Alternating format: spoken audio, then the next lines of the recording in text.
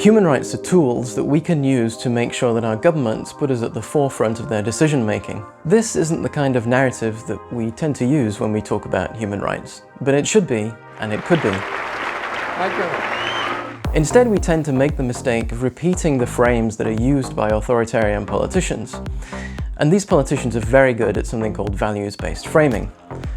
Unfortunately, when we repeat their narratives, we cement negative ideas about human rights in the minds of our audience and end up shooting ourselves in the foot. So how should we be talking about human rights?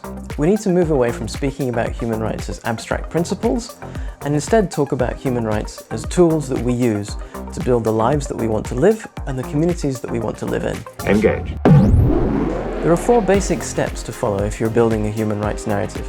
The first is to explain the liberty or the freedom that you're talking about, and to really break that down so that people understand the value behind what you're talking about. I have a dream that one day every valley shall be exalted. The second stage is to explain the problem, and make sure here that you talk about the agency and the decision-making that's going on behind that problem.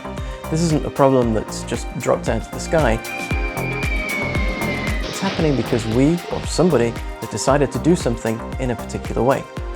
That will open up your audience to step 3, the solution, which is where you explain how you change that particular pattern of behavior in order to bring what's happening into line with the values that you've set out in stage 1. And the last step would be to include some kind of call to action. That could be telling people to go out and vote in a referendum, or it could be simply asking people to share your content.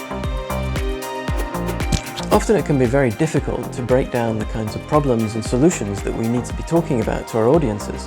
For example, how do you explain something as complicated as the rule of law or intersectional discrimination in just a few lines? Now, there are techniques for this, for example, metaphors.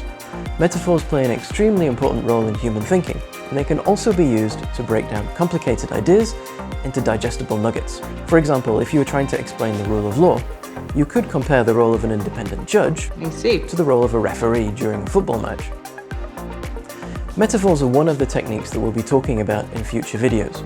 We'll also talk about how to respond to misinformation by using something that's been called a truth sandwich. This is a tasty burger. Vincent, you ever had a Big Kahuna burger?